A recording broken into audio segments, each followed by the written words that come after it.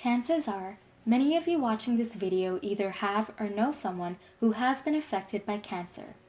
By the end of 2020, over 200,000 Canadians will be diagnosed with cancer, with a predicted 83,000 deaths.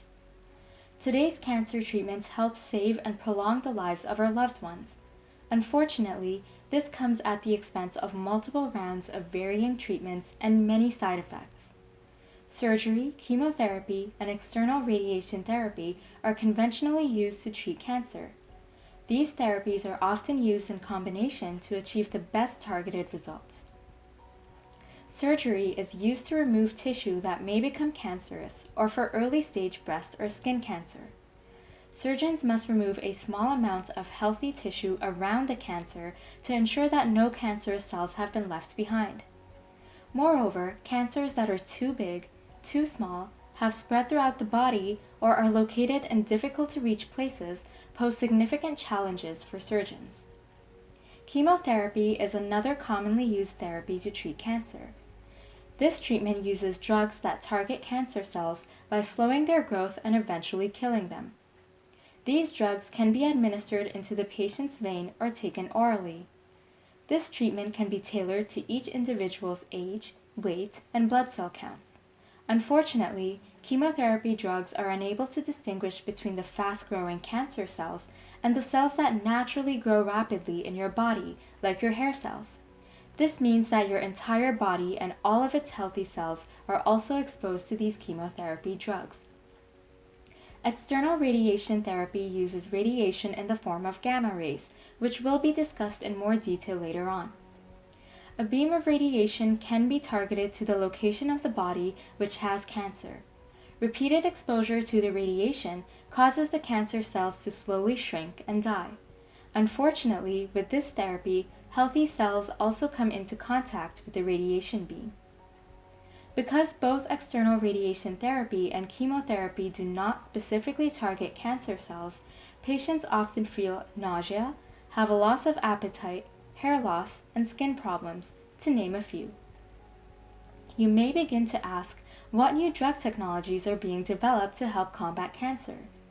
Many medical experts believe the future of cancer treatment lies within radiopharmaceuticals. To discuss this novel treatment, let's first dive into what is radiation. Radiation is all around us. It is released from cell phones, the sun, airplanes, and even the bananas on your kitchen counter. Keep in mind, these emit minimal to low levels of background radiation and are totally safe. But what exactly is radiation?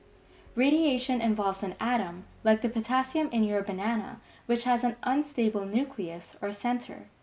This unstable and radioactive atom is known as a radionuclide and has a lot of energy. To regain the atom's stability, different energies known as radio waves or radiation are released. The time it takes for an atom to become stable varies for each type of element and can span from seconds to years. This is known as radioactive decay, which is measured in half-lives. There are 3 different types of radiation, or radio waves, which vary in intensities and therefore their applications. Alpha particles are the first type of radio wave. These particles cannot travel very far, but give off lots and lots of energy. Beta particles can travel a little further with a little less strength. Gamma rays can travel the furthest with the least amount of strength, and can pass through most materials including the human body. When each of these forms of radiation encounters cells, they destroy the cells by damaging its DNA. While all 3 of these types of radiation can be applied to cancer treatments, we can target cancers using alpha or beta particles because inside the human body they cannot travel very far and are strong enough to destroy cells. By studying various cancer cells and their specific characteristics, we can design radioactive drugs known as radiopharmaceuticals that target very specific cancer cells and only those cancer cells. Yes, each cancer will require a different and specific drug, but this is also what makes it so specific to only destroying cancer cells and not healthy cells.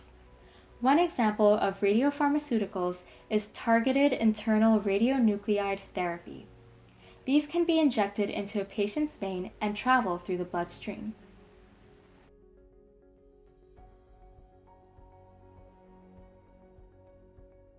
How does it work? The outer layer of a cell is called the cell membrane. The membrane contains proteins called receptors that receive signals from molecules when they bind to it. Once the correct molecule binds to its receptor, it causes a response in the cell. Think of this like a key, which is specific to only one lock.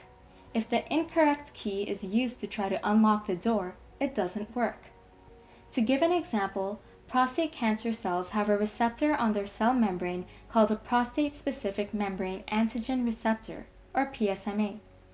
If we can make a drug molecule that could attach to this receptor on the outside of the cancer cell, we can deliver a dose of radiation directly to prostate cancer cells, killing them while sparing healthy cells. By incorporating beta particles, which can only travel small distances, only the cells nearby receive a toxic dose of radiation. Radioactive lutetium-177, for example, is commonly used as it can only travel 1.4 millimeters.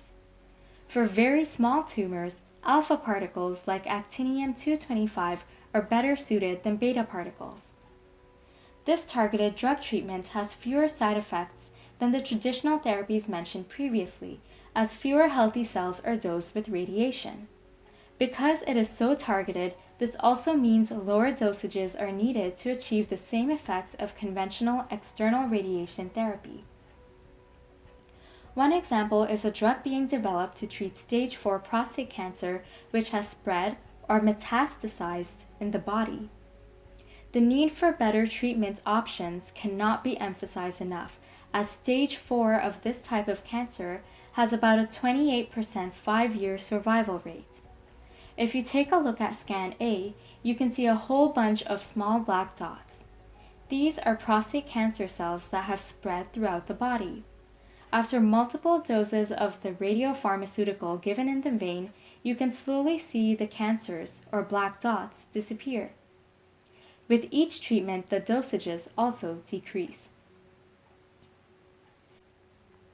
Many of these radiopharmaceutical drugs are still in clinical trials around the world or are awaiting FDA approval.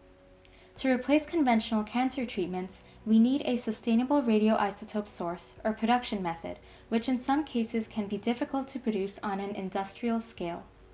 Furthermore, of the drugs that are FDA approved for use, many are not covered by insurance companies and cost thousands of dollars for the patient. Many of these drugs, although undergoing clinical trials in Canada, are not available in the Canadian market as of yet.